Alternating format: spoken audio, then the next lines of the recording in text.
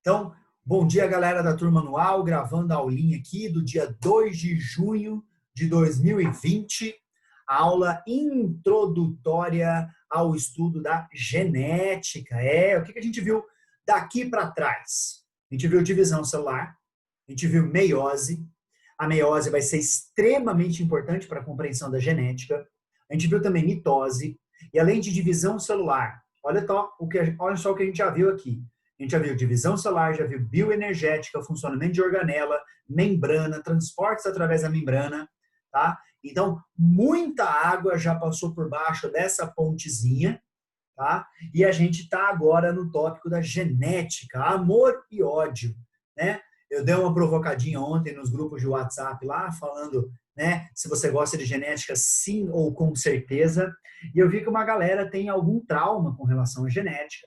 Digo mesmo, tá? Digo mesmo, eu tive trauma também com relação à genética, não acessei bacana esse conteúdo a primeira vez que eu tive contato, mas depois, né, quando eu fui estudar por conta própria para a preparação das aulas, eu enxerguei um universo completamente diferente, né? Eu gostei um pouquinho de genética ali quando eu prestei o meu vestibular, meu professor de cursinho me trouxe uma visão diferente, mas quando eu comecei a dar aula sobre isso, nossa, aí foi paixão fantasticamente gigante. Hoje a genética, para mim, é um dos assuntos favoritos dentro da biologia. Eu gosto de genética, eu gosto de evolução, gosto de ecologia, zoologia, e eu sei que não é unanimidade, que a galera não é assim, né? Tão apaixonada por essa disciplina, tal qual eu estou aqui me declarando. Então, bora lá conversar um pouquinho sobre a genética. Essa tal de genética, ela tem um histórico bem longo e a gente precisa fazer aqui a análise de apenas uma parte dela, porque eu sei também que o interesse de muitos de vocês aqui é resolver as questões do vestibular, passar por isso e nunca mais ter que se preocupar com esses tópicos aqui. Pode acontecer, tá?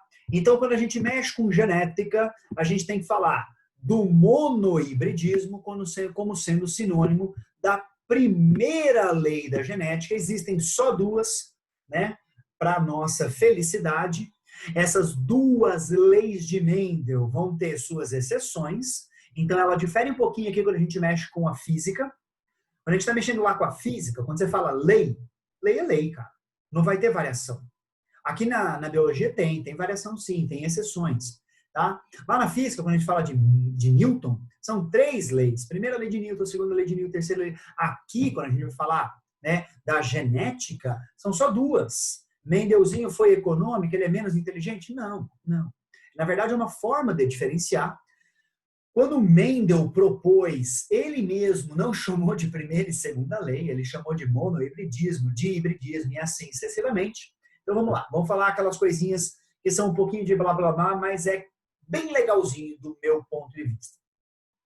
O Mendel, né, trabalhou em um mosteiro na região de Eu Falo Bruno, numa outra forma mais interessante de falar, na região de Brno, na atual Tchequia, também conhecida aí no histórico recente da nomenclatura dos países como Tchecoslováquia. Onde é que está a Tchequia? Olha lá, coloquei um mapinha para vocês. Ela é vizinha da Alemanha, faz fronteira também com a Polônia, tem ali, né, uma divisazinha com a Hungria, com a Áustria, que não está dando para ler aqui, com a Eslováquia, separou da Eslováquia, por isso que não é mais a tal da Tchecoslováquia, certo? E esse aqui, ó, é o mosteiro em que Mendel estudou, e ele fez esse trabalho, né, de estudar ali o padrão de herança e de herdabilidade na região desse mosteiro, porque, digamos, era o que ele tinha disponível. Sim, a gente tem que colocar um grande figurão da história aqui, que é o Mendel, como sendo alguém que teve poucas oportunidades da vida. Ele era pobre, ele não teve acesso a grandes instituições de ensino no começo da sua carreira, né, digamos assim, da sua vida educacional, melhor do que carreira não é o momento, tá? E aí ele foi estudar num mosteiro e ele tinha, né, a intenção, sim, de se ordenar padre, de trabalhar ali com este, digamos, viés, né, religioso.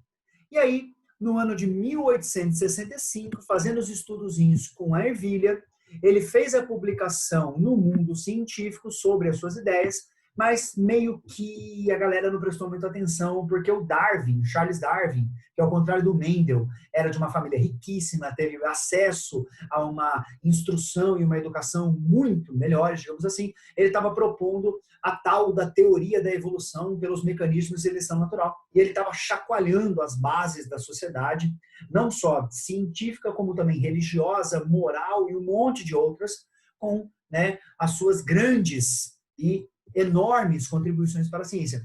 E aí Mendel meio que ficou esquecido. E esse Mendelzinho foi redescoberto só ali na casa de 1900. 1900, 1901, 1902, tá? Teve uma galera que fez a redescoberta do trabalho dele. Entre eles, o Hugo de Vries, o William Bateson, que tem uma importância dentro da biologia que vai para além só, digamos, da redescoberta do trabalho de Mendel. E aí, ao fazer esse conjunto, né, eles fizeram ali essas redescobertas de forma independente, eles então chamaram a atenção do mundo científico para a contribuição mendeliana, e isso agora ganhou notoriedade. Pena que foi após a morte de Mendel, né, porque Mendel morreu em 1884, ele foi redescoberto apenas no começo do século XX. Tá? Um dos infortúnios aí que a vida trouxe para o Mendel. Mas apesar de tudo isso, presta atenção na genialidade do trabalho do cara. Mesmo tendo pouco acesso, mesmo tendo poucos recursos, mesmo não tendo sido reconhecido na própria época, o que ele fez abalou de tal maneira a compreensão sobre a herdabilidade das características, da herança das características, que a gente tem que falar dele até hoje. E aí eu me lembro de uma prova recente da UNB, que trouxe lá a genética, né? Eu falei, olha que legal, eles vão cobrar a genética na prova da UNB. E aí a prova da UNB meio que jogou assim a questão. Falou, quem é o cara da ervilha? Ah, meu Deus, quem é o cara da ervilha? Não perguntou nada sobre as proporções de primeira lei, de segunda lei, de epistasia, de linkage, que é o universo que nos espera a partir de agora. Perguntou quem é o cara das ervilhas? E sim, a resposta era o Mendel, né? O Mendel é o cara que mexeu com as ervilhas. Sim, estava certo. Que tristeza. Tá. Por que que o Mendel é o cara das ervilhas? Por que que para falar de genética ele mexeu com ervilha? Ele mexeu com ervilha por causa de tudo isso que está na tela para vocês. A ervilha estava disponível no ambiente onde ele estava inserido. A ervilha é de fácil cultivo, é uma leguminosa. Sendo uma leguminosa, ela tem bactérias associadas à raiz que ajudam na fixação do nitrogênio. Então, por isso, não precisa fazer a adição de nitrogênio ao solo. Cresce rápido. Em poucos meses, a ervilha já cresceu. Eu já consigo observar tudo aquilo que eu estava querendo. Ela deixa muitos descendentes. Cada grão de ervilha é um descendente, certo? É um indivíduo. Lembra o que compõe uma semente? A semente tem o tegumento, a semente tem o endosperma nutritivo, que é triploide, e a semente tem o embrião. O embrião é o descendente. Só que aí o ponto que é mais interessante para a gente discutir aqui, nessa aulinha introdutória de genética, é que a ervilha tem suas flores fechadas. Flor é aquela estrutura reprodutiva, né, de uma angiosperma, e essas flores podem ser portadoras das duas estruturas reprodutivas, a parte masculina e a parte feminina. Então ela é uma flor hermafrodita, certo? Ou de repente ela pode ser uma flor díclina, ou seja, cada flor vai ter só uma das estruturas, então eu preciso de duas flores para completar ali os dois sexos, tá? E essa florzinha é fechada. O que isso quer dizer? É isso que está nessa imagenzinha aí. Essa mãozinha é uma representação da mãozinha do Mendel. O que ele está fazendo aqui? Ele está removendo os estames de uma flor de cor púrpura, né? De roxa, traduzindo melhor aqui. É a parte masculina. E ele está pincelando, ele está transferindo o grão de pólen a partir de uma flor de cor branca, tá? Então ele está fazendo a transferência do pólen. Então, o que está acontecendo aqui? Essa plantinha aqui, roxa, está fazendo o papel de fêmea, porque ele tirou a parte masculina. A outra flor, que está fazendo a doação do pólen, está fazendo o papel de macho. Tá? Então, como ela tem a flor fechada, é a mão do Mendel e de todo mundo que colaborou na pesquisa, que vai ser importante para fazer o cruzamento, e na sequência, né, quando ele está observando ali os resultados, ele inverte quem é o doador de pólen, quem é o receptor de pólen, para ter certeza que isso não interfere nos resultados. E verdade, isso não interfere nos resultados.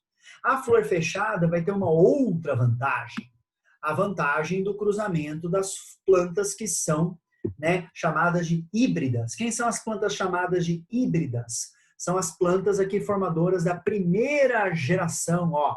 A primeira geração de descendentes vai fazer o que a gente chama de autopolinização. Essas plantinhas que vão fazer a autopolinização, elas só conseguem fazer a autopolinização porque elas têm flores fechadas. Então, vamos passar adiante, né? Mendel estudou 7 caracteres, porque 7 é um número mágico, é um número bonito, 7 são as cores do arco-íris, 7 são os anões da Branca de Neve, 7 são os dias da semana. Não, claro que não. Ele estudou 7 porque eram aqueles que eram mais interessantes e relevantes e observáveis no trabalho que ele fez. Tá? E isso é muito, muito significativo. O que ele observou? Ele observou o formato das sementes, se as sementes eram lisas ou rugosas. Ele observou a cor da parte interna da semente, a cor da reserva nutricional, se era amarela ou se era verde. Para quem não domina o inglês, eu peço desculpas que eu não traduzi aí na escrita, mas eu estou traduzindo aqui na fala. Tá? Então, round é a lisa e wrinkled, se é que a pronúncia é essa, é a rugosa. Então, lisa e rugosa, depois amarela e verde. Ele olhou para a estrutura da flor, se a flor era roxa ou se a flor era branca. Ele olhou para a estrutura da vagem, lembra que ela é uma leguminosa, uma planta que tem vagem? Se essa minha vagem era inflada ou se era constricta. Ele olhou também para a cor da própria vagem, se a vagem era verde ou amarela. Ele olhou para a posição das flores, se as flores eram na porção, né, terminal de um ramo, ou era na axila, na porção ali do ponto de ramificação, certo? Então, flores axiais ou flores terminais. Ele olhou também se os caules eram longos ou se os caules eram curtos. A gente pode chamar de planta alta e planta baixa. Olha eu tentando escrever com marca-texto no slide aqui, usando o meu mouse. Nossa Senhora, que horror, tá? Então, deixa eu apagar aquilo que eu fiz ali, porque ficou feito. Então, borracha, deixa eu apagar a borracha nesse cara aqui, pronto, ficou melhor agora. Legal? Então, por que ele olhou estas características? Vamos lá. Algumas pessoas nesse momento respondem porque elas são obviamente perceptíveis. Tá? Né? Mas também não é obviamente perceptível o lóbulo da orelha solto ou preso. Também não é obviamente perceptível a cor do cabelo. Também não é obviamente perceptível outras coisas. Então não é só isso, não é só porque elas são obviamente perceptíveis. A melhor resposta, e eu quero que você escreva, se você está assistindo essa videoaula sem ter um material de anotação ao seu lado, faça um favor para mim, busque um material de anotação agora, imediatamente.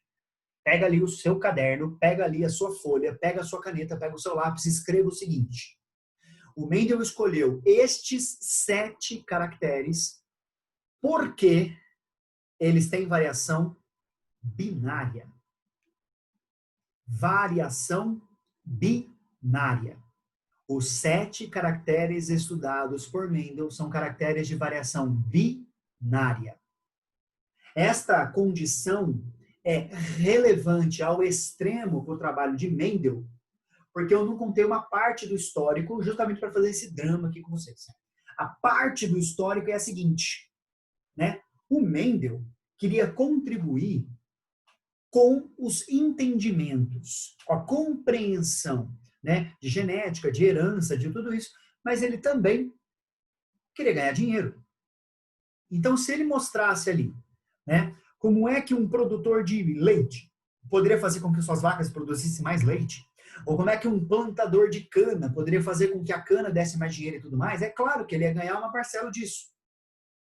E aí todo mundo, nessa época, estava entendendo que a herança, né, da produtividade, das características de um organismo e tal, era sempre por mistura. Então, o ponto de entendimento que Mendel está tentando aqui, né, melhorar é, se eu estou olhando para caracteres de variação binária, ou seja, se uma ervilha pode ser lisa ou rugosa, ela pode ser amarela ou verde, como é que eu explico isso com a herança via a teoria da mistura? A teoria da mistura explica muita coisa. Então, meu pai é alto, minha mãe é baixa, é por isso que a minha altura é média entre os dois. Meu pai produz muita melanina, minha mãe produz pouca melanina, é por isso que a minha produção de melanina é intermediária entre os dois. A minha mãe é muito inteligente, o meu pai nem um pouco, e aí é por isso que a minha inteligência é intermediária. Então, inteligência, altura, cor da pele, várias outras coisas a gente explica pela mistura. Essa mistura a gente vai ver lá na frente é herança quantitativa, que interessa o número de alelos efetivos, certo? Mas nem tudo se explica pela mistura. Nem tudo. Por exemplo, lembra que eu falei do lóbulo da orelha? O lóbulo da orelha tem só duas variações. Ou ele é solto, ou ele é preso. Então, quando tem essas condições de variação dupla, quando essas condições são de variação binária, é impossível explicar pela teoria da mistura. Então, vamos lá. Meu pai tem o lóbulo da orelha solto, minha mãe tem o lóbulo da orelha preso. Eu só tinha essas duas opções. Ou eu nascia de lóbulo da orelha solto, que é o caso, ou eu nascia de lóbulo da orelha preso. Então, vamos tentar explicar essa condição binária usando caracteres de variação binária. Tá? Vamos embora. Vamos fazer essa explicação. Então, ó, tudo que ele estudou está sumarizado nessa tabela, agora em português, né? Entre dominante e recessivo.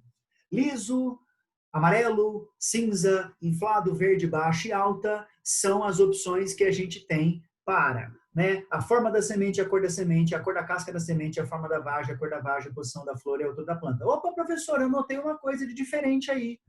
Nesse seu slide, você está falando da cor da casca da semente. Você não falou isso no slide anterior. E no slide anterior, você falou sobre a cor das flores. Né? O que está acontecendo? Por que o material didático não conversa? Pois é, isso daqui não é culpa minha, isso daqui é culpa do material didático. Tá? Então, essa minha fonte aqui, ó, ela me deu cor da flor como uma característica. Essa outra fonte aqui, que é o livro da Sônia Lopes, tá? Me deu outra variação, que é a cor da casca da semente. Qual está certa? Cara, isso é uma boa pergunta. Qual está certa? Eu acredito mais nessa primeira fonte aqui, ó, tá? Essa fonte aqui é um livro de introdução à genética que a gente usa no ensino superior, é o Griffiths, tá? E eu gosto mais dela. Essa outra fonte aqui pode ser, de repente, o livro que vocês estudam. Mas não vai fazer diferença. Por que não vai fazer diferença? Porque, da mesma maneira, a variação é binária. Então, qualquer coisa que o Mendel tenha estudado, de qualquer planta, de qualquer animal, de qualquer organismo, desde que tenha variação binária, vai valer para a gente entender o padrão mendeliano. Então, bora lá. Nesse padrão mendeliano, para ele chegar, né, às suas grandes conclusões, ele fez vários cruzamentos exploratórios. Dei uma fuçada, dei uma passada de olho nisso que está compartilhado na tela com vocês, desses cruzamentos exploratórios, e encontrem semelhanças e diferenças, por gentileza. Vamos lá, vamos encontrar algumas semelhanças. Esse meu primeiro cruzamento aqui que eu estou destacando gerou 100% de plantas com a semente na cor amarela. Esse meu segundo cruzamento também gerou 100% de plantas com sementes na cor amarela. Certo? E são só esses dois cruzamentos que geram somente plantas com sementes na cor amarela. Essa é uma semelhança entre esses dois cruzamentos. Mas olha a diferença. A diferença é que eu cruzei uma planta amarela com outra planta amarela. E no cruzamento de baixo eu cruzei uma planta amarela com uma planta verde. Mas deu amarela 100% nos dois casos. Legal. Tá, vamos passar para o próximo cruzamento. Quando eu cruzo verde com verde, o resultado é sempre verde. Tá? O resultado é sempre verde. E perceba que eu coloquei aqui ao lado de propósito que quando eu cruzo verde com verde, o resultado é sempre verde. O que isso quer dizer? Isso quer dizer o seguinte, que só tem um jeito do resultado ser plantas formadoras de ervilhas sempre verdes. É quando tanto a doadora de pólen quanto a receptora de pólen são plantas produtoras de sementes verdes. Mas não foi isso que eu observei aqui para a amarela, percebeu? para a amarela, pelo menos um dos parentais, seja o doador ou receptor de pólen, tem que ser produtor de sementes amarelas. O outro pode ser uma planta ou produtora de semente amarela ou produtora de semente verde. Mas, às vezes, olha o cruzamento aqui do lado. Se eu cruzar determinadas amarelas com outras determinadas amarelas, podem nascer, vamos chamar de intrusas, umas intrusas verdes. E se eu cruzar a amarela com verde, pode, de novo, ter umas intrusas verdinhas ali. Ah, então quer dizer que nem sempre que eu cruzo amarelo com amarelo dá amarelo.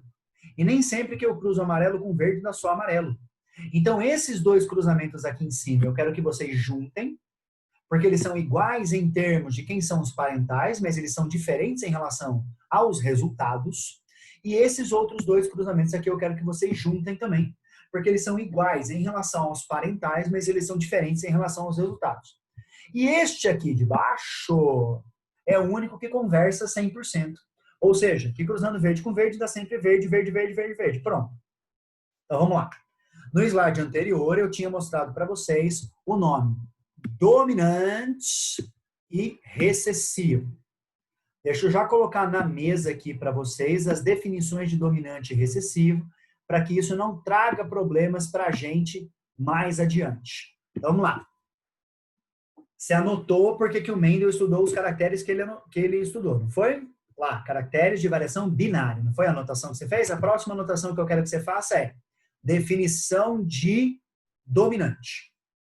Definição de dominante se aplica ao fenótipo. Talvez eu precise dar a definição de fenótipo para vocês também, né? Mas eu já falo isso. Dominante se aplica sobre fenótipo. Como é que eu falo sobre dominância de fenótipo? A dominância de fenótipo é a seguinte. Ó, eu primeiro vou explicar, depois eu vou ditar. Se eu pegar esses dois camaradas aqui, que são amarelinhos, eles tiverem ali filhotes que são amarelos e filhotes que são verdes, ou então se eu pegar o amarelo e cruzar com o verde e nascer 100% amarelo, é isso que vai trazer para a gente a definição de dominante. Então, a definição de dominante está nesse quadrinho aqui, superior direito, e a definição de dominante está nesse quadrinho aqui, ó, intermediário do lado esquerdo. Esses dois que eu circulei de amarelo aí, vão trazer para a gente a definição de dominante. A definição de dominante é a seguinte, vamos lá. Dominante, dois pontos. Quando dois fenótipos são cruzados e apenas um fenótipo prevalece entre os descendentes, esse será o fenótipo dominante. Quando dois fenótipos são cruzados e apenas um fenótipo prevalece entre os descendentes, esse fenótipo é o dominante. Tá? Dois fenótipos estão sendo cruzados, eles são diferentes, e só um deles vai aparecer. O que aparece é o dominante. Então, olha lá. À esquerda, aqui, ó, este cruzamento aqui. Amarelo com verde. Tá vendo que o verde, entre aspas, desapareceu? Por que o verde desaparece? Porque o amarelo é dominante. Então, por contra, né, por definição oposta ao que eu acabei de falar, a gente chega na definição de recessivo. Então, o amarelo não é aquele que prevalece entre os descendentes, por isso ele é o dominante. Olha lá, cruzei amarelo com verde, só tem amarelo aqui. Então, o recessivo é aquele que não prevalece. Então, se eu cruzar, olha lá, se eu cruzar amarelo com verde e o verde não apareceu entre os descendentes, ou quando eu cruzo, né, amarelo com verde, e o verde aparece, mas ele não representa mais do que 50%, ele representa no máximo 50%, ele é o recessivo. Outra forma de definir o recessivo. Outra forma de definir o recessivo. O recessivo é o fenótipo que aparece na geração de descendentes quando ele é diferente em relação aos pais. Então, eu cruzei dois iguais. Ao cruzar dois iguais, surgiu um diferente? O diferente é o recessivo. Tá? Então, o fenótipo recessivo é aquele que aparece sendo diferente nos descendentes em relação aos pais. E aí, com essa definição que eu te trouxe aqui agora, eu crio um problema que eu quero já desfazer. E é sério, isso que eu estou falando. Não é só cena de professor para fazer você prestar atenção, não. Quando a gente fala de dominante, quando a gente fala de recessivo, a gente fala de prevalência, né? Prevalência refere-se à frequência, à incidência, ao número de descendentes que eu tenho daquela condição. Então, ó, amarelo com verde, todo mundo saía amarelo. Então, é 100%. Deixa eu apagar tudo que tem nesse slide, que esse slide já ficou muito tosco aqui. Então, quando eu cruzo amarelo com verde, sai 100% de amarelo, então você já percebeu que o dominante é aquele que é mais frequente, aquele que prevalece. Quando eu cruzo, olha lá, amarelo com amarelo, e a minoria é diferente, essa minoria que é diferente é então a condição recessiva. Além dela ser a minoria, era diferente, né? Ótimo. Aí, qual é o problema que eu criei? O problema que eu criei é que dá a entender que tudo aquilo que for condicionado por ela dominante será muito frequente na população, e tudo aquilo que for condicionado por alelo recessivo será diferente, né? E, portanto, menos frequente na população. Eu te dar a definição de fenótipo. Alguém quer falar comigo?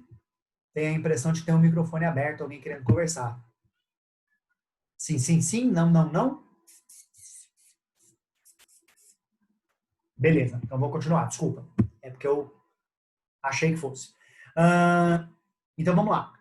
O que é fenótipo e o que é genótipo? Certo? Fenótipo é isso que eu estou vendo aí do Mendel. Tudo que o Mendel trabalhou só com fenótipo. Então, os caracteres estudados por Mendel, quais são os fenótipos? Fenótipo é liso, rugoso, fenótipo é verde, amarelo, fenótipo é branco, roxo, fenótipo é inflado, constricto, alto, baixo, terminal, axial. Fenótipo é a variação do caractere. Isso é que é fenótipo. Fenótipo é a variação do caractere. E essa variação do caractere, ou do caráter, pode chamar de caráter também, a variação do caráter, que é o fenótipo, é aquilo que é palpável, que é concreto, que é mensurável, que eu vejo. Então, a cor da minha pele é o meu fenótipo, o tipo do meu cabelo é meu fenótipo, o meu lóbulo da orelha preso ou solto é o meu fenótipo, certo? E aí, perceba, não é a cor da pele genérico que é o meu fenótipo, é o tom da minha pele. Não é o tipo de cabelo genérico que é o meu fenótipo, mas a unidade tipo de cabelo. Por exemplo, meu cabelo é cacheado, isso é o meu fenótipo. Meu lóbulo da orelha é solto, esse é o meu fenótipo. Lóbulo da orelha, termo geral, é o caráter. Que nem textura da semente. Textura da semente, que é o termo geral, é o caráter. Lisa ou rugosa é o fenótipo, tá bom? E o genótipo? O que é o genótipo? O genótipo é onde a gente vai botar o nosso pezinho aqui agora.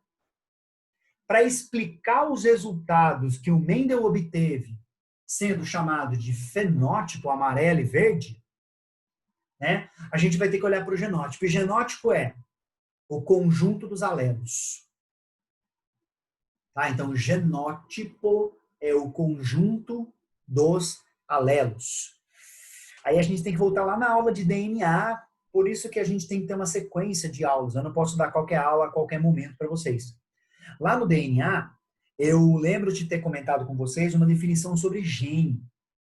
Gene é um segmento de DNA que é transcrito para um RNA funcional. É uma das formas de definir gene.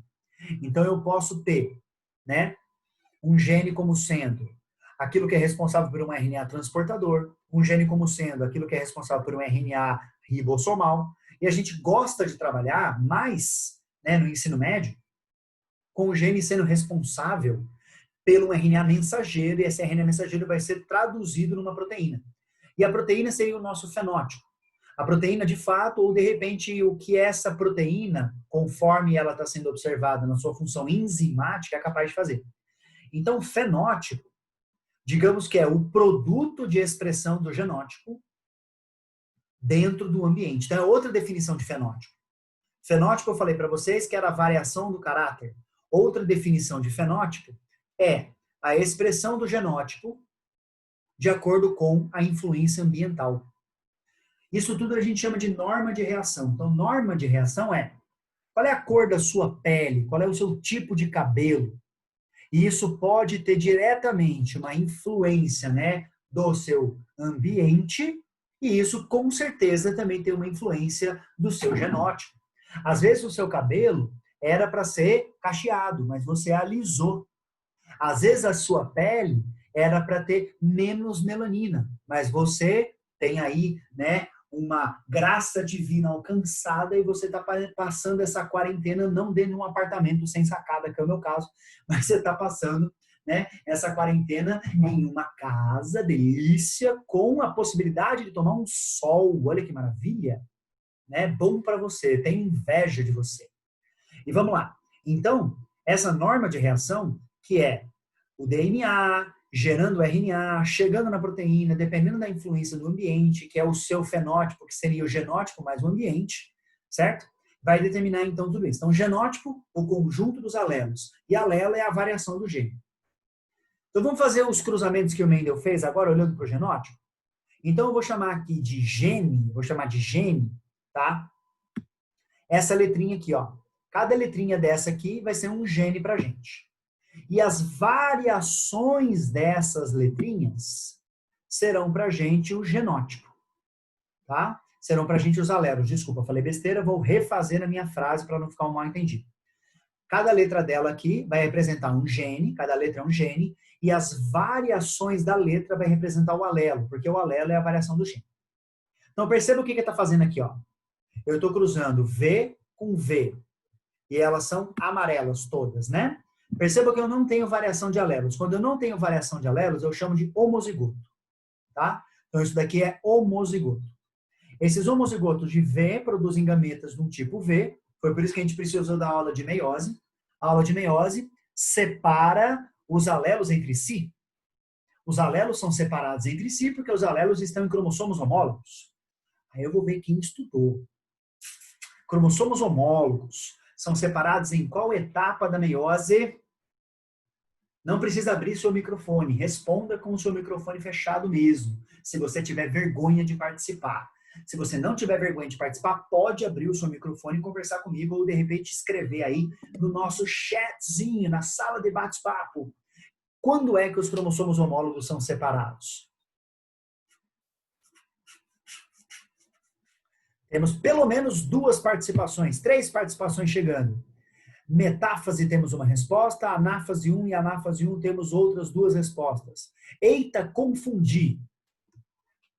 Já apareceu outra anáfase, né? Só que apareceu uma anáfase mesmo. Aí, eu vou citar o seu nome só porque você confundiu. Welber, essa anáfase que você confundiu com metáfase, vamos lá. Você confundiu só por causa do nomezinho da fase, você confundiu por causa da ordem delas, e você está falando aqui de qual anáfase? Anáfase 1 ou anáfase 2? E a galera que andou escrevendo por aí, andou escrevendo anáfase 1. Eu queria que vocês justificassem a anáfase 1. É difícil justificar a anáfase 1.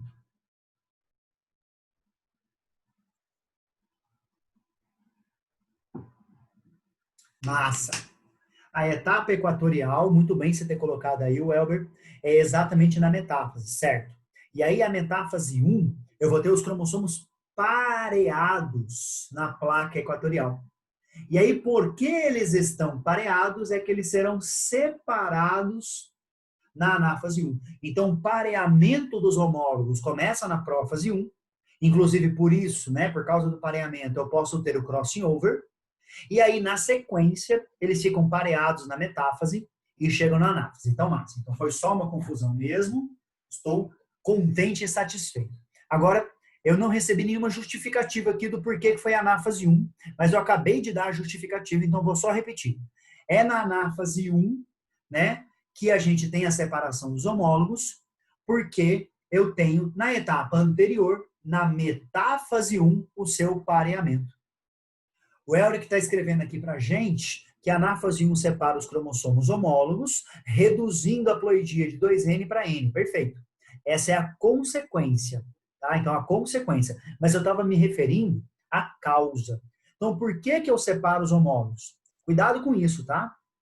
Eu não separo os homólogos para chegar numa célula haploide.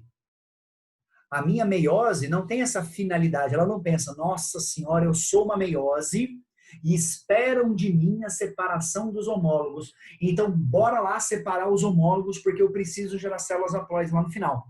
Essa análise finalista que a gente faz, ela serve só para a gente explicar na sala de aula.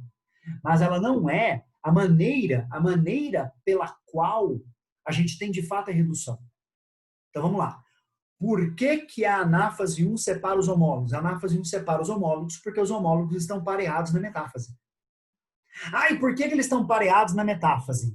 Aí a gente começa a fazer perguntas do onde eu vim, da onde eu vim, para onde eu vou, o que eu tenho que fazer nessa vida, umas perguntas meio, sei lá, até quase metafísicas e filosóficas aqui. Claro que a gente vai chegar na resposta de que é para reduzir a haploidia, mas a meiose não sabe disso, ela não sabe que, meu Deus, eu tenho que reduzir a haploidia. Tá? Mas, fazendo dessa maneira, de fato, a haploidia será reduzida. Então, a minha pergunta foi pontual e objetiva. Por que a anáfase 1 separa os homólogos? E a resposta também pontual e objetiva é porque a metáfase 1 tem os homólogos pareados. Massa? Então, show de bola. E aí, eu vou separar os homólogos. Cada cromossomo está carregando uma cópia do gene. Então, quando cada cromossomo carrega uma cópia do gene, eles são separados. Então, eu vou formar gametas iguais, porque os meus alelos eram iguais. E a única combinação possível que eu tenho é V com V. E elas serão, portanto, iguais, né, entre si e iguais às parentais, igualmente amarelas. Próximo cruzamento. O meu próximo cruzamento agora, eu continuo cruzando as amarelas, só que agora eu cruzo uma homozigótica dominante, vou começar a usar esses termos, a partir de agora eu não vou parar mais, com uma heterozigótica. Então, por que a primeira foi chamada de homozigótica dominante? Vamos lá.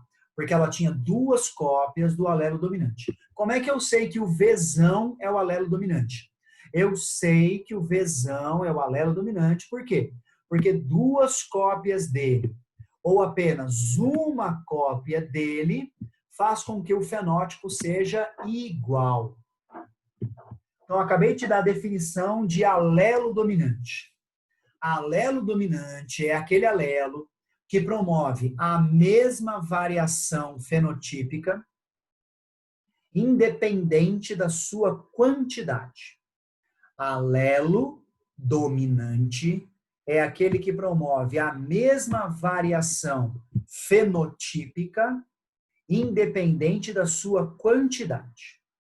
Então, eu tenho uma cópia do alelo dominante, ou eu tenho duas cópias do alelo dominante, ele será igualmente amarelo. É o que aconteceu aqui, ó. Vou refazer aqui o destaque para você perceber isso. Esse meu organismo aqui, ó, é amarelo também. Eu estou cruzando amarelas entre si. Mas ele é Vzão, Vzinho. A letra minúscula, como vocês já bem sabem, representa o alelo recessivo.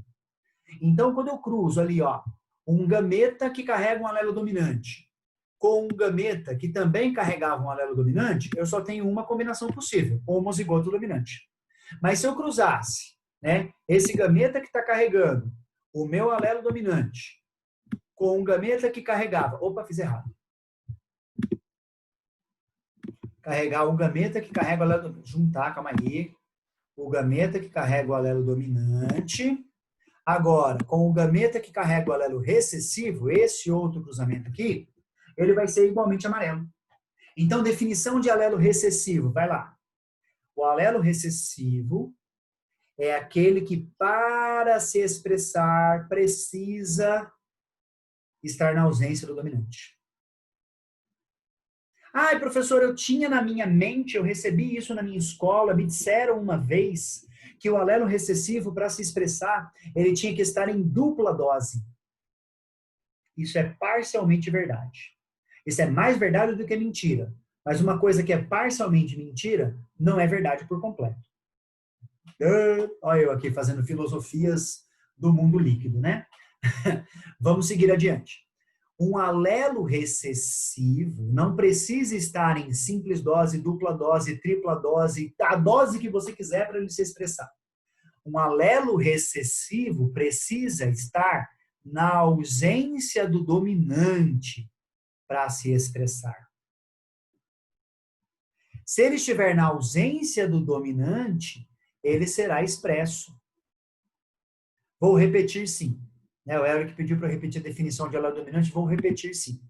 Então, alelo dominante é aquele que independente da dose, simples dose, dupla dose, tripla dose, o tamanho da dose que você quiser, o alelo dominante é aquele que, independente da dose, promove a mesma variação fenotípica.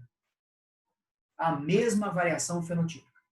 Então, em dupla dose ou em simples dose, o Vzão fez com que a minha semente fosse amarela. Então, independente da dose, ele promove a mesma variação fenotípica. Já o alelo recessivo, isso não é independente da dose, isso é dependente da dose. O que a gente está vendo aqui nos meus slides por enquanto? Por enquanto, a gente está vendo que o alelo recessivo, em simples dose, vejam, em simples dose, ele não altera o fenótipo. Quando é que o alelo recessivo vai alterar o fenótipo? O alelo recessivo vai alterar o fenótipo quando ele estiver em dupla dose.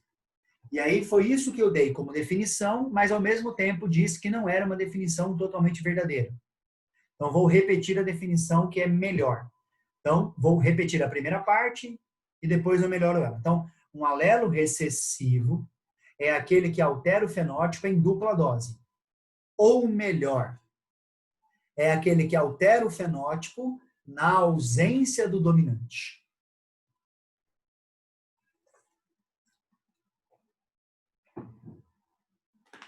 Só que a gente está falando de organismos que são diploides. Não está falando de organismos que são diploides? Sim, estamos falando de organismos diploides.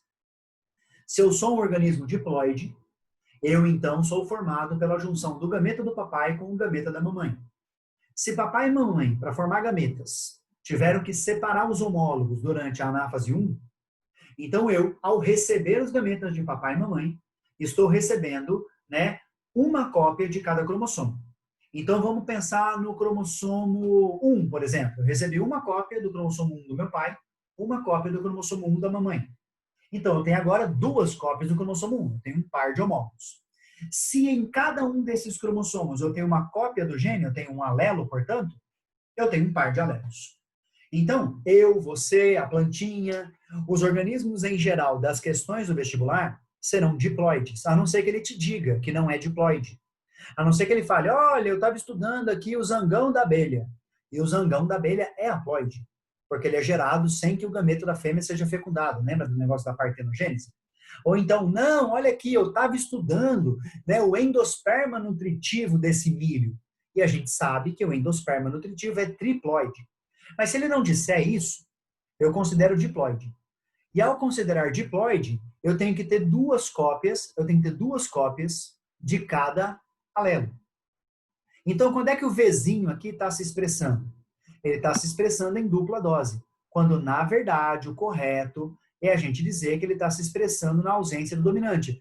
Mas qual é a única forma que eu tenho de não ter um dominante? A única forma que eu tenho de não ter um dominante é eu ter duas cópias do recessivo.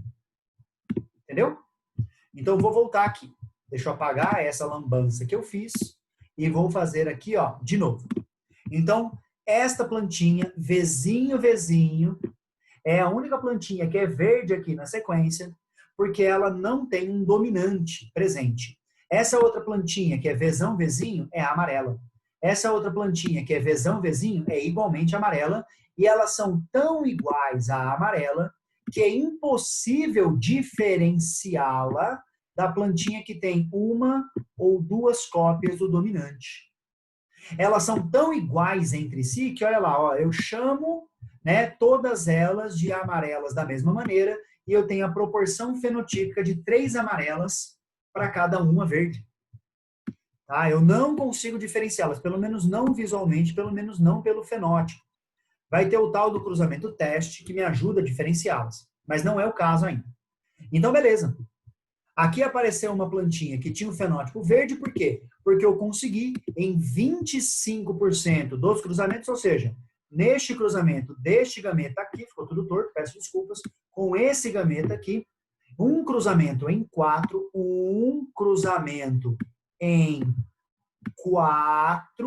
gerando pra gente, né, um indivíduo que tem um fenótipo diferente. Mas eu continuo cruzando amarelas. Olha lá em cima o que está escrito no título desse slide. É um cruzamento entre amarelas. Então vamos voltar, vamos recapitular? Eu cruzo amarelas entre si, nasce só amarela, tudo homozigótica dominante.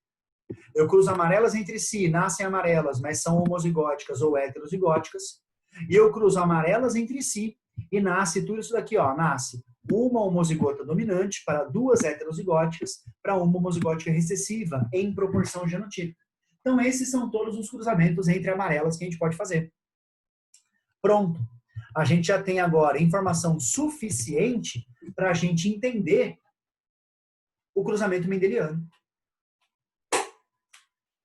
Então, vamos alongar, vamos respirar fundo.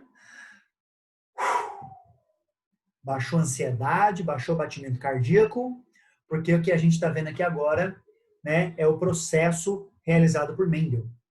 O Mendel pega uma planta pura de um fenótipo, nesse caso a textura da semente lisa, com uma planta pura do outro fenótipo, nesse caso é a textura rugosa da semente. E aqui a gente vai ver tudo ao mesmo tempo, olha que legal. O que ele obtém a partir desta geração parental? Esse P aqui no cantinho é geração parental, geração de pais, a primeira geração mendeliana. A partir da primeira geração mendeliana, a gente obtém a primeira geração de filhos, a primeira geração filial, ou a geração F1, como a gente gosta de fazer aqui a referência. A geração F1 é quem? A geração F1 é o cruzamento entre uma parental pura para um fenótipo, com outra parental pura com um fenótipo oposto. Então, se a textura da semente é lisa com rugosa, se a cor de semente é amarela com verde. E o resultado?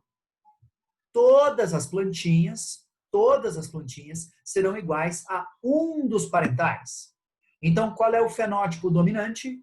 O fenótipo dominante é o fenótipo da textura lisa. Como é que a gente sabe que ele é o fenótipo dominante? Porque quando eu cruzei lisa com rugosa, a rugosa, entre aspas, desapareceu, a lisa prevaleceu, e é por isso que ela é a dominante. Então, essa minha plantinha aqui, da geração F1, é lisa, mas ela não é pura. Ela não é pura. Por que ela não é pura? O que é a definição de pura? A planta lisa pura ali, do alto à esquerda, ela tem pai liso, mãe lisa, avô e avó por parte de pai, todo mundo de semente lisa, avô e avó por parte de mãe, todo mundo, a família inteira dela só produz semente lisa. A outra rugosa, a família inteira dela só produz semente rugosa. Essa de F1, não. A doadora de pólen é lisa, a receptora de pólen é rugosa. Então, ela não vem de uma linhagem pura, ela vem de uma linhagem híbrida. A palavra híbrida aqui, galera, ela tem que ser entendida na sua origem. Um carro pode ser híbrido, uma teoria pode ser híbrida, uma planta pode ser híbrida. O carro híbrido tem um motor a gasolina e um motor elétrico, por exemplo. Né? Uma planta híbrida não é que nem a égua e o jumento que gera o burro e a mula, ele é um híbrido. Não, aquilo lá é a definição de espécie. Uma planta híbrida é só que ele tem pais diferentes. Então, seu pai é alto, sua mãe é baixa, né? Você é uma pessoa híbrida, na origem, pelo menos, né? Porque os seus pais não são iguais. Tudo bem? Bora. Aí na F2, o que é que rola? Uhul! Na F2 rola 75% para 25%. Na F2, a segunda geração de filhos, o resultado da autopolinização da F1. Lembra de flor fechada? Lembra de flor fechada? Essa flor fechada aqui foi fantástica, porque ela precisou aqui, ó, né, ser lembrada para que eu conseguisse entender o processo de autopolinização. Então, a minha F1 foi autopolinizada e gerou lá embaixo, olha lá, 75% de plantas lisas para 25% de rugosas. Isso é o fenótipo. Vamos olhar agora o genótipo. Genotipicamente falando, a planta que é lisa, homozigota dominante. A planta que é rugosa, homozigótica recessiva. A planta aqui embaixo da F1 era lisa, lembra? Só que ela é heterozigótica. Tá? Eu preferi trocar a letra V pela letra R porque é muito mais fácil de diferenciar o R dominante do R recessivo, né? O maiúsculo do minúsculo. E aí o que a gente tem lá embaixo? A gente tem a mesma ideia, só que perceba, isso daqui continua sendo para a gente uma proporção fenotípica. Lisa para rugosa é proporção fenotípica. Mas não estamos falando de genótipo aqui? Então vamos falar de genótipo. Genótipo. Tá? Então, vamos olhar a F2 agora sob o ponto de vista genotípico. Então, é a mesma coisa, rugosa, homozigótica recessiva, lisa, homozigótica dominante, a F1 é heterozigótica e continua sendo lisa, então ela é híbrida e é igual a um dos parentais, por isso que ele é o condicionante dominante. E olha a F2. Na F2, o que a gente tem? Uma combinação Rzão, Rzão, uma combinação Rzão, Rzinho, outra combinação Rzão, Rzinho e uma combinação Rzinho, Rzinho. O que são essas combinações, moçada? Essas combinações que aparecem na F2, elas são resultado dos gametas da F1. Lembra que a F1 era heterozigótica? Então, vamos voltar para a meiose. Não vou separar homólogos.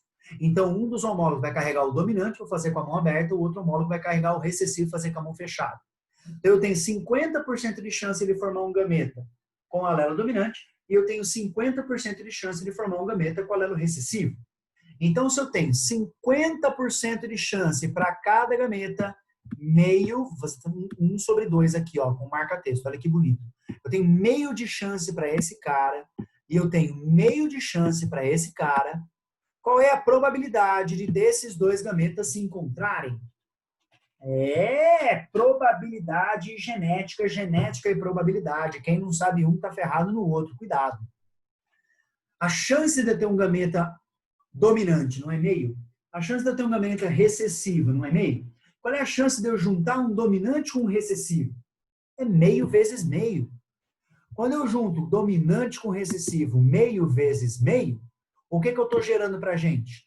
Eu estou gerando o cara que é o heterozigoto. Então, ó, quando eu junto o dominante com o recessivo, um dominante com um recessivo, eu tenho aqui, ó, dominante com recessivo. Eu tenho um heterozigoto. Mas é a única forma que eu tenho de formar um heterozigoto? Não! Eu posso juntar o outro dominante. Eu vou mudar a cor do meu marca-texto só para destacar, fazer em azul aqui agora. Eu posso pegar o outro dominante com o outro recessivo e eu tenho agora mais um heterozigoto. Beleza? Eu tenho duas formas de formar um heterozigoto. Vamos continuar. Aí o que mais que eu posso ter? Eu posso ter também, ó, o homozigoto dominante e eu posso ter o homozigoto recessivo. É isso que estava, deixa eu voltar uns slides aqui, vai trocar a tela, não se assustem. É isso que estava nesse slide aqui, ó. Um homozigoto dominante para dois heterozigóticos para um homozigoto recessivo. Mas é claro que Mendel não via genótipo. Se Mendel não via genótipo, por que a gente está discutindo genótipo aqui? O que Mendel viu? Lembra aquela referência que eu falei que eu gostava? Do Griffiths. Trouxe essa referência aqui de novo para vocês. Ó, o Griffiths aqui embaixo. Ó. Introdução à genética. Tá? Olha o que o Mendel viu. Tá em inglês de novo. Foi mal. Eu tenho preguiça de traduzir. Depois eu traduzo para vocês. Traduzo aqui falando. Ó. Quando eu pego, né, o meu parental e eu olho o fenótipo, que pode ser aqui, ó, liso e rugoso, como é que é a minha F1, minha primeira geração de filhos? É toda lisa. Como é que é a minha F2? Olha a F2, olha a F2, olha quantas sementes o Mendel contou, rapaz. Ele contou 5.474 sementes lisas e 1.850 sementes que eram rugosas. Qual era a prevalente? A lisa, então ela era dominante. E aí quando eu faço, né, a proporção de 5.474 para 1.850, eu chego numa proporção de 2,96 para 1. Esta é a proporção mágica de primeira lei de Mendel. A 3 para 1 na F2. 3 para 1 na F2. A gente já viu isso em algum lugar? Claro que viu. Aqui, ó. Aqui, ó. Ó. Uma lisa, duas lisas, três lisas para uma rugosa. 3 para 1. A gente viu aqui também, ó. 3 lisas para uma rugosa. A gente viu aqui também, ó. 3 lisas para uma rugosa. O tempo inteiro a gente estava vendo isso. E aí, a gente vai continuar a fazer a avaliação. Né? Quando a gente faz essa avaliação, das sete características que Mendel estudou, todas elas, Claro que não dava um resultado perfeito, né, de 3 para 1, mas olha só, todas elas se aproximam muito do resultado 3 para 1. Ou é 2,96 para 1, é 3,01 para 1, ou é 3,15 para 1, e assim vai. Mas todas elas estão variando na proporção aproximada de 3 para 1. Rufem os tambores. Então, se Mendel estava estudando, olhando tudo só para fenótipo, perceba, Mendel estava estudando, olhando tudo para fenótipo, como é que ele vai descobrir a parada do genótipo? Ele vai descobrir quando ele usa, por exemplo, né, o que eu estou aqui apresentando no tal do quadrado de Punnett, a explicação matemática do 3 para 1. Quando eu pego uma planta produtora de flores que são roxas, mas ela é híbrida, olha só, ela é heterozigota, Bzão, Bzinho, com uma outra planta igualmente produtora de flores roxas, mas ela também é heterozigótica, Bzão, Bzinho. Essa planta aqui está fazendo o papel de macho porque ela está doando pólen. Essa planta aqui está fazendo o papel de fêmea porque ela está entrando com o tal do pistilo, que é a estrutura feminina da flor, certo? Então, o que a gente tem? Olha só, qual é a única explicação para o resultado sair? Uma flor roxa, duas flores roxas, três flores roxas para uma flor branquinha. O único elemento que explica satisfatoriamente 3 para 1 é a proporção matemática derivada do quadrado da soma.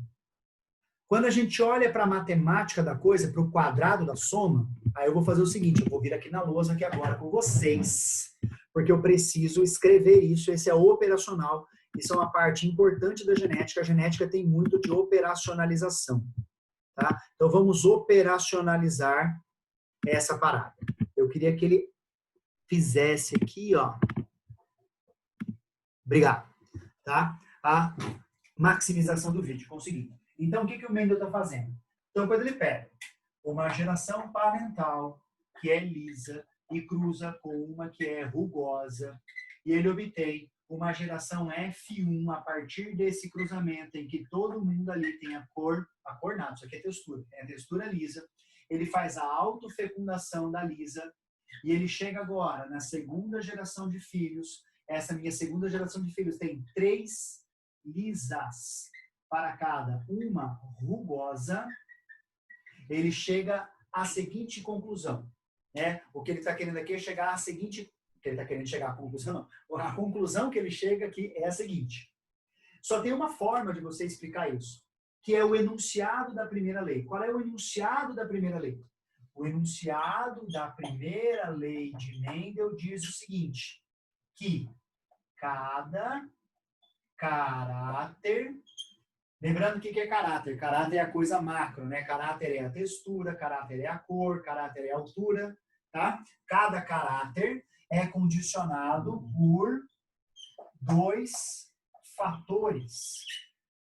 Cada caráter é condicionado por 2 fatores e esses fatores se separam na formação dos gametas. Esses 2 fatores se separam na formação dos gametas. Essas são as 3 coisas importantes para a gente discutir para definir a primeira lei de Mendel.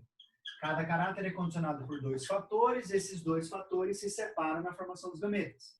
E aí esses gametas que têm esses caráteres separados, eles vão se juntar aleatoriamente. Então vamos refazer o quadrado de Punnett que eu fiz ali para vocês. Tem gente que chama de gradil, tem gente que chama de sustenido, tem gente que chama de hashtag, mas foi o Punnett que propôs isso aqui pra gente. Então, vou fazer em preto aqui, ó, os gametas que veio de um dos parentais. E vou fazer em vermelho aqui os gametas que veio do outro parental. Então, eu posso ter dominante e recessivo, dominante e recessivo. Isso são os 2 fatores. 2 fatores, traduzindo para a linguagem atual, são os alelos, certo? E aí esses alelos podem ser dominantes ou recessivos. Olha o que a gente tem. Se liga, se você nunca tinha feito essa referência e nunca ninguém te falou, isso daqui, ó, é um abridor de olhos. Eu posso ter quadrado do primeiro, 2 vezes o primeiro vezes o segundo, e o quadrado do segundo na explicação. Esse quadrado do primeiro, 2 vezes o primeiro vezes o segundo, e o quadrado do segundo, nada mais é do que a combinação dos dois fatores na formação da minha F2. Então, eu vou ter que ter cada fator, a letra dominante aqui, a letra maiúscula é o alelo dominante, a letra minúscula é o alelo recessivo. E como é que eles se combinam? Como é que a gente faz a expansão aqui, ó, desse quadrado da soma? É o quadrado do primeiro mais 2 vezes o primeiro vezes o segundo, mais o quadrado do segundo. Quem é, minha gente, o quadrado do primeiro? O quadrado do primeiro é o homozigoto dominante. Quem é o quadrado ali do segundo? O quadrado do segundo é o homozigoto recessivo. Quem são 2 vezes o primeiro vezes o segundo? São os dois heterozigóticos. Perceba que o heterozigoto eu tenho sempre, nunca eu posso esquecer disso, eu tenho sempre que considerar eles em duplicidade. Tá? Por quê? Porque eles são derivados ou do dominante do pai recessivo da mãe, ou ao contrário. Aquela galera que está ali representada, quadrado do primeiro, 2 vezes o primeiro vezes o segundo, quadrado do segundo, Mendel viu o quê? Mendel viu o fenótipo. Então, eu vou destacar aqui, ó, todos esses daqui têm o mesmo fenótipo, eles são lisos, são de sementes lisas. Apenas aquele camarada ali do final é que tem as suas sementes rugosas. É isso que explica 3:1. Olha aqui, ó. 1, 2, 3:1. Então, a matemática da coisa, galera, é só isso. Isso é a primeira lei de Mendel. Então, o que ele fez quando ele descobriu isso? Que a explicação lá embaixo era para alelo dominante recessivo. Ele saiu escrevendo de baixo para cima. Quando ele escreve de baixo para cima, então ele fez assim, ó. Essa lisa é Rzão, Rzão, Rzão, Rzinho, Rzinho, Rzinho. Essa rugosa é Rzinho, Rzinho. Essa lisa só pode ser heterozigótica. Essa lisa só pode ser homozigótica dominante. E essa rugosa, vou escrever aqui em cima para não confundir com esse Rzinho, Rzinho, só pode ser homozigótica recessiva. Então, o que a gente está fazendo aqui, a gente está tentando entender o histórico da coisa e tal, e a gente faz um sentido para fazer uma explicação mais decente. Mas o Mendel descobriu isso daqui ao contrário. Ele chega na proporção, ele descobre que essa proporção é o resultado do quadrado da soma, tal quadrado porque é, de novo, né, diploide. Se fosse triploide, seria ao cubo. Se fosse haploide, seria a primeira potência. E aí, para explicar essa parada, ele sai jogando ali dois fatores, os dois alelos, e então a gente preenche a coisa toda. Olha que bonitinho, olha que fofinho, olha que gostoso. Pronto. Primeira lei de Mendel está resolvida. Não que seja fácil, não que seja trivial, não que se você não entendeu, você é burro. Não, não é isso. É que ela não tem nada de mais complexo do que isso. Então, se você não entendeu ainda, eu tenho uma boa notícia para você. Isso vai gastar pouco tempo da sua vida para você entender. Tá? Isso vai gastar pouco tempo da sua vida para você entender, porque não é nada além disso. O que vai ser mais complexo que isso? Vai ser mais complexo que isso as desgraças dos casos especiais. Aí quando a gente chegar nos casos especiais, é aí que o bicho pega. Então deixa eu voltar aqui ao compartilhamento da tela com vocês. Então como é que o Mendel chegou nisso daqui? O Mendel chegou nisso daqui, né, fazendo aquela avaliação que a gente acabou de fazer ali na lousa, né? Chegando na proporção de 3:1, não foi? Só que, ao mesmo tempo que a gente chega numa solução para a ideia mendeliana, a gente chega também num problema sério. Qual é o problema sério? Como é que eu vou diferenciar? Vamos usar a cor da flor roxa aqui, vamos continuar com o exemplo cor da flor roxa. Como é que eu vou diferenciar a minha flor roxa de homozigota dominante para heterozigótica? Se elas são iguais no fenótipo, elas não são iguais no fenótipo, justamente porque elas são iguais no fenótipo, que eu considero tudo junto, que eu chego no 3:1, tá? Então, como é que eu diferencio? Aí tem um negócio lindo chamado de cruzamento teste.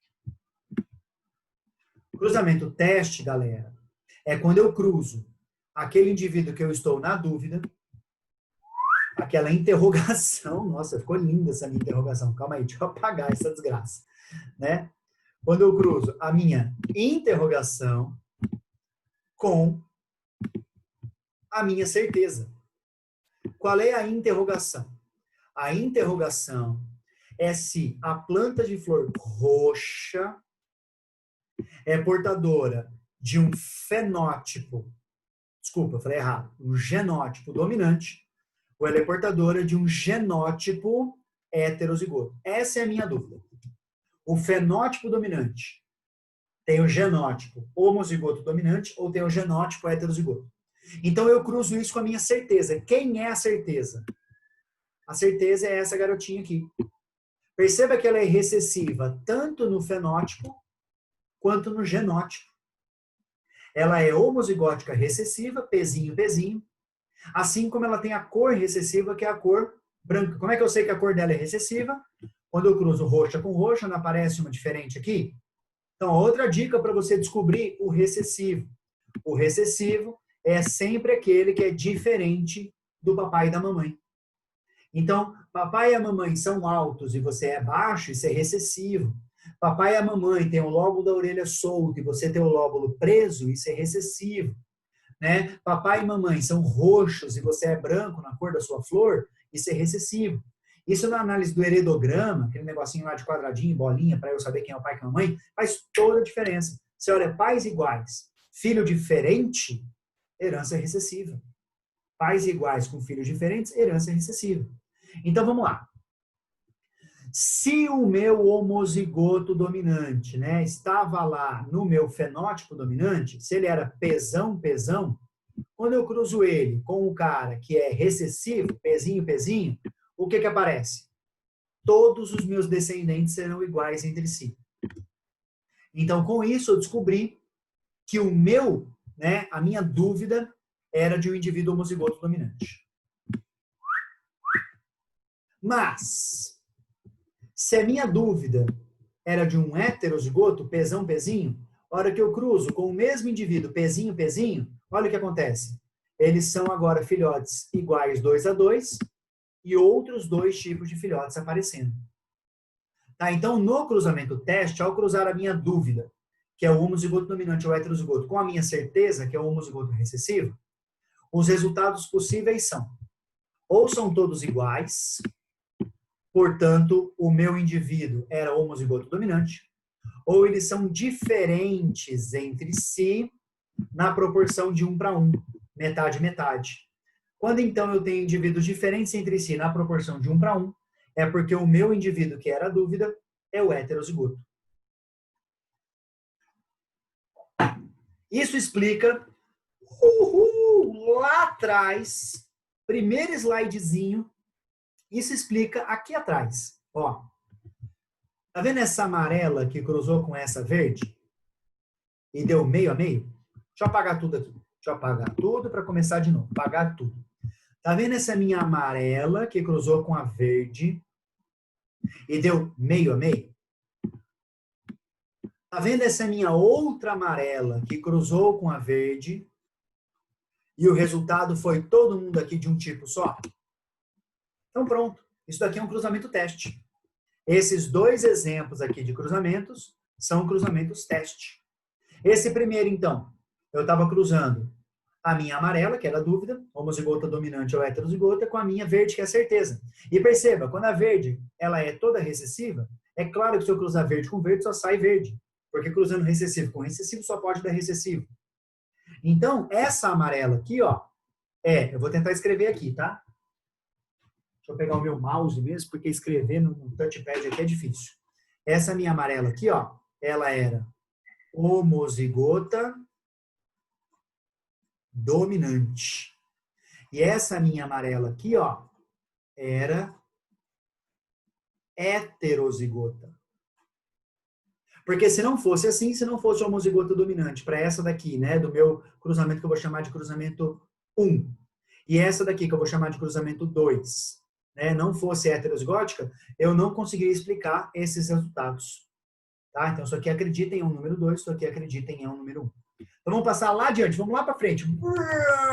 A gente passou tudo isso. Mas, Ô, professor, manda, dúvida, pergunta, abriu o áudio, quer falar comigo. então, Fale comigo. Tô aqui. não, João, Então, você só tem como definir isso nos filhos, né? É impossível você definir isso pegando só os pais. Perfeito. Então eu estou na dúvida lá. Se aquela minha planta era produtora de sementes, não, de flores roxas, dominante ou heterozigótica, é impossível apenas olhando para o fenótipo dela. Hoje em dia, com técnicas de análise genômica, né, eu posso fazer ali, ó, a extração do DNA e o sequenciamento do DNA, e então, em termos de material genético, eu consigo descobrir. Mas se eu tiver ali no campo, no experimento que nem o Mendel fez, lá em 1800 e bolinha, né, com uma planta na estufa, eu só olho para a cor da pétala dela? Não, eu não tenho diferença. A roxa homozigótica dominante é idêntica à roxa heterozigótica. Aqui não tem um efeito de herança quantitativa. A herança quantitativa vai ser o nosso primeiro caso especial de lei de Mendel, que a gente vai ver na aula da semana que vem. Tá? Aqui, o homozigoto dominante e o heterozigoto são idênticos, estão perfeitos. O que você falou é perfeito. Eu não consigo diferenciar, né, pelos pais. Vamos voltar lá para aquele slide, então, introdutório. Eu não consigo diferenciar pelos pais. Eu consigo diferenciar apenas pela proporção dos filhos. Então, essa amarela aqui é exatamente igual a essa amarela, é exatamente igual a essa amarela, é exatamente igual a essa amarela, que é igual a essa, que é igual a... Todas as amarelas aqui são indiferenciáveis entre si.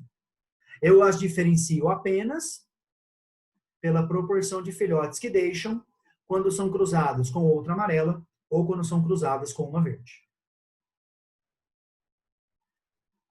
Sacou? Entendi. Obrigado, professor. Beleza. Então, resolvida aí a dúvida do João, vamos seguir adiante. Agora a gente tem outros dois tópicozinhos para citar para vocês aqui antes de fechar essa aula. Essa aula está quase terminando já, não só pela hora, mas também pelo conteúdo, que é o seguinte: são os conceitos de penetrância e de expressividade. Tá? Penetrância e expressividade. Tem material didático que usa penetrância e expressividade como caso especial de lei de Mendel. Não julgo, não acho errado, tá? Mas eu gostaria de falar isso daqui já para vocês, nesse momento, antes da gente entrar formalmente na aula de casos especiais de lei de Mendel. Penetrância é o seguinte, né? Mendel trabalha, todo o trabalho de Mendel é com penetrância completa. Todo o trabalho de Mendel é penetrância completa. Então vamos olhar aqui, vamos fazer a recapitulação do Mendel e juntar com a ideia de penetrância completa. Penetrância completa é o que o João acabou de perguntar.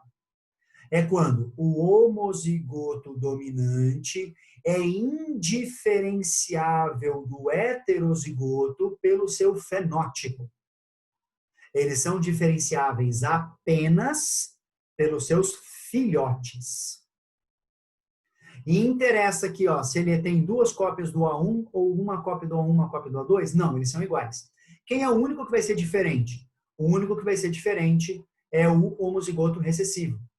E aqui é até legal a gente colocar dessa forma, porque ele não é portador de alelo escrito com letra minúscula. Quem é dominante, quem é recessivo? A1 é dominante sobre A2. Nossa, ficou horrível. Vou tentar. A1 é dominante sobre A2. Aí, ficou melhor. Como é que a gente sabe que A1 é dominante sobre A2? Porque A1 é igual a A1 e A1 e A1 são diferentes do A2. Então, lembra? Quando eu tenho o cara que é diferente, ele representa pra gente o homozigoto recessivo. Tá? Então, o que é a desgraça da penetrância incompleta? A penetrância incompleta, olha que loucura. Olha que loucura é a penetrância incompleta. Aqui no exemplo de cima, o que está sendo olhado? Está sendo olhado o elemento cor da joaninha. Qual é a cor da joaninha? Ou a joaninha é vermelha ou ela é amarela. Pelo menos aqui na tela do meu computador está saindo vermelho e amarelo. Tá? Então, vermelho A1, A2 e o amarelo A2. No caso de baixo, na penetrância incompleta, o que é que está sendo avaliado? Vou apagar tudo, tá? No caso de baixo, o que está sendo olhado é a presença de bolinhas. A presença de bolinhas nessa joaninha. Então, perceba, o homozigoto recessivo é quem nunca tem bolinha. Então, esse cara aqui, ó, ele tem bolinha? Não, ele não tem bolinha. O que está acontecendo aqui agora, então? O que está acontecendo aqui agora é o seguinte, tá? Os indivíduos, vamos lá, os indivíduos homozigóticos dominantes sempre terão bolinhas. Os indivíduos heterozigóticos, nem sempre. Indivíduo homozigoto dominante tem bolinha? Sim, sempre tem bolinha. Indivíduo heterozigoto tem bolinha? Às vezes. Às vezes. Então, olha que fofinho. Se ele tem bolinha, eu tenho certeza que ele é homozigoto dominante? Não. Porque ele pode ser um heterozigoto que resolveu ter bolinha. Se ele não tem bolinha, eu tenho certeza que ele é um homozigoto recessivo? Não. Porque ele pode ser um heterozigoto que resolveu não ter bolinha. Quais são as certezas que eu tenho? As certezas que eu tenho são as seguintes, ó. Se ele é homozigoto dominante, ele tem bolinha. Se ele é homozigoto recessivo, ele não tem bolinha. Então, o heterozigoto se torna a minha dúvida aqui. A penetrância incompleta é isso. É quando eu tenho, ora, o heterozigoto sendo igual ao homozigoto dominante, é quando, ora, eu tenho o heterozigoto igual ao homozigoto recessivo. Vou dar um exemplo claro para vocês, tá? Que a gente vai usar nas nossas próximas aulas. É a tal da acondroplasia, do nanismo genético. Nem todo mundo que tem o alelo dominante vai ser afetado pela doença chamada acondroplasia. A gente tem uma penetrância de aproximadamente 80% do nanismo genético. Então, 80% dos heterozigóticos serão afetados, enquanto que 20% não serão afetados. É a mesma coisa que dizer que 80% dos heterozigóticos será igual ao homozigoto dominante e 20% dos heterozigóticos será igual ao homozigoto recessivo. Percebeu que isso não é o que Mendel trabalhou? Para Mendel, você percebeu que toda vez que eu trabalhei ali, ó, homozigoto dominante e eu trabalhei homozigoto recessivo, eles eram iguais. Nenhum heterozigoto, eu falei errado, desculpa, nenhum homozigoto dominante era diferente do heterozigoto e nenhum heterozigoto era igual ao homozigoto recessivo. Ó, pode voltar o slide quanto você quiser. Isso nunca aconteceu. Toda vez que ele era heterozigoto, ele era igual em fenótipo ao homozigoto dominante. Tá? Então, por isso que penetrância pode ser um caso especial de primeira lei de Mendel. E expressividade. Expressividade agora é um outro caráter, desculpa, é uma outra condição de exceção da primeira lei de Mendel pelo seguinte motivo. Olha o que vai acontecer. O que a gente está olhando agora? A gente não está olhando nem cor, nem bolinha. Eu estou separando cor e bolinha para você entender que eu tenho tudo isso independente. A gente está olhando aqui agora o seguinte, a gente está olhando a abertura da asa. O quanto que a asinha da minha joaninha está aberta. Então, a abertura da asa. A abertura da asa. O indivíduo homozigoto recessivo tem sempre a asa fechada. O indivíduo homozigoto recessivo tem sempre a asa fechada. Quem não é homozigoto recessivo tem sempre a asa aberta. Mas o quanto ela está aberta? Ela pode estar, vejam, essa primeira joaninha tem a asa mais aberta que essa segunda joaninha. Então ela pode estar mais aberta ou ela pode estar menos aberta. Então ela está variando em expressividade, ela está variando o tanto que ela difere entre si. E aqui a gente vai poder escrever uma coisa, a gente vai poder escrever que o Fzão tem uma expressividade maior do que o Fzinho. O Fzão é maior do que o Fzinho na abertura da asa. Então, todo mundo que tem a asa muito aberta é Fzão homozigoto dominante. Todo mundo a asa, né, que não é tão aberta assim, vai ser heterozigoto. Mas percebeu que todos eles são diferentes do homozigoto recessivo? Na penetrância, às vezes o heterozigoto era igual ao homozigoto recessivo, às vezes era igual ao homozigoto dominante. Na expressividade, eles são sempre diferentes entre si. Aliás, todos são diferentes entre si, né? O homozigoto dominante é diferente do heterozigoto, que é diferente do homozigoto recessivo. E pronto. Isso era o que eu queria falar para vocês na aula de hoje. Tá? Agora já é 12h50. A fome está batendo forte aqui. Não sei se ela está batendo forte aí em vocês. Então me despeço. Um abraço.